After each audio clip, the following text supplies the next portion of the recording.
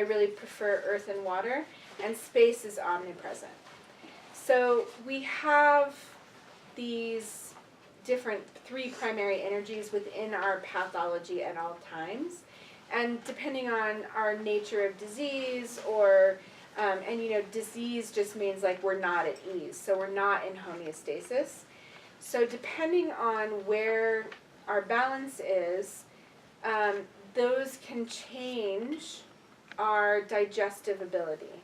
So when we have a taste, that taste then can meet the 3 different places of digestion and change, and those become what's known as the shuje, or the 3 post-digestive tastes. From the 3 post-digestive tastes, we have 8 powers, 17 secondary qualities, which then antidote the 20 characteristics of those 3 primary energies. So it's a little bit of a lengthy question. It's something that I teach, usually in a whole weekend. Yeah. Sorry. So, no, it's okay. But so just to give you an idea of what that means. So the Aurora plant can balance all of this. And can one purchase this somewhere? Yeah, you can find it at Indian markets. Okay. Yeah.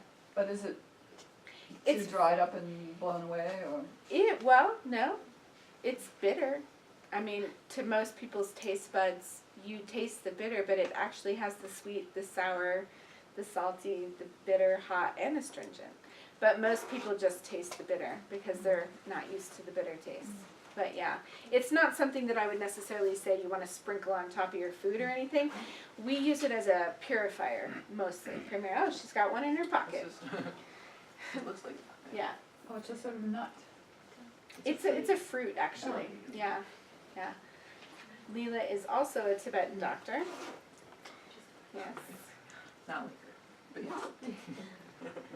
She's been my intern for a while. But she's a full trained Tibetan doctor. And so that's why she has Aurora in her pocket. So at Medicine Buddha Empowerment yesterday, I got, he gave us, Lama Yeshe gave us the Aurora. Uh-huh.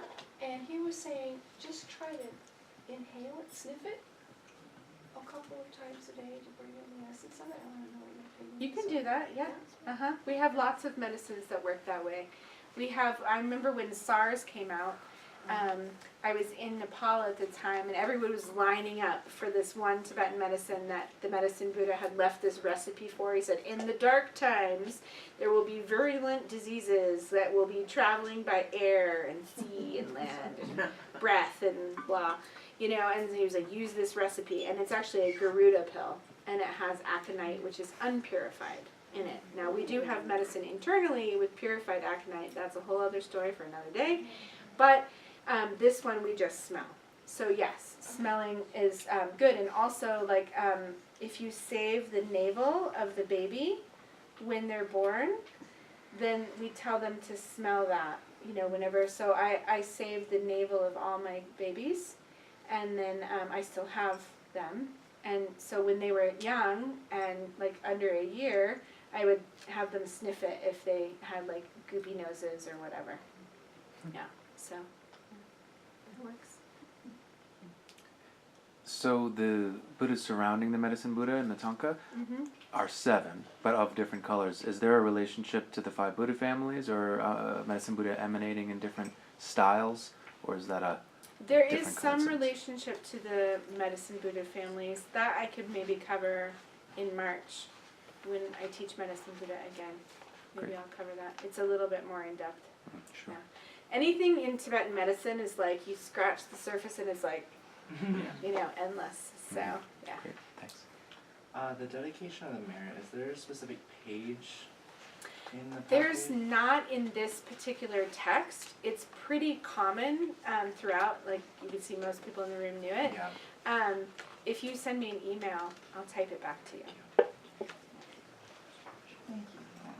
Nashala, would you recommend, in terms of connecting with quickly with the vital qualities of the practice, on page 22 is the short daily practice? Yes, thank you for saying that.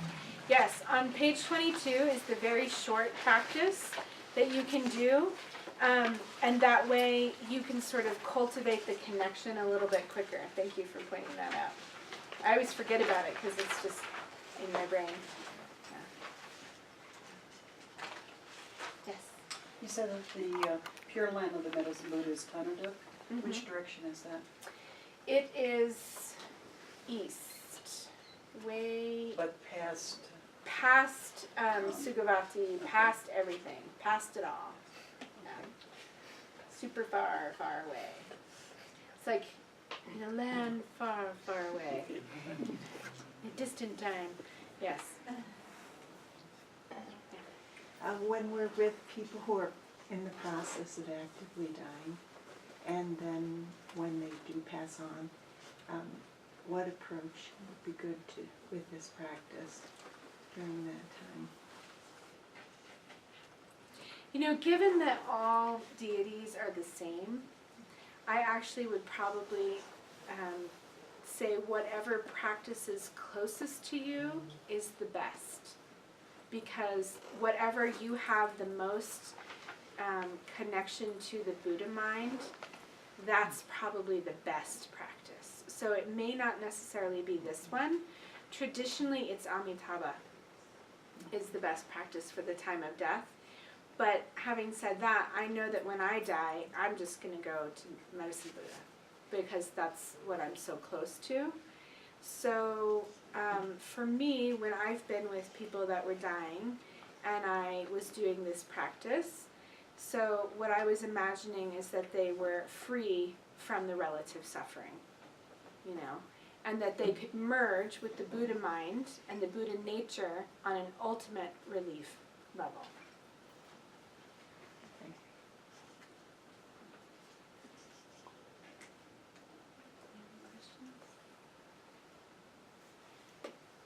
Okay, thank you so much. Thank you.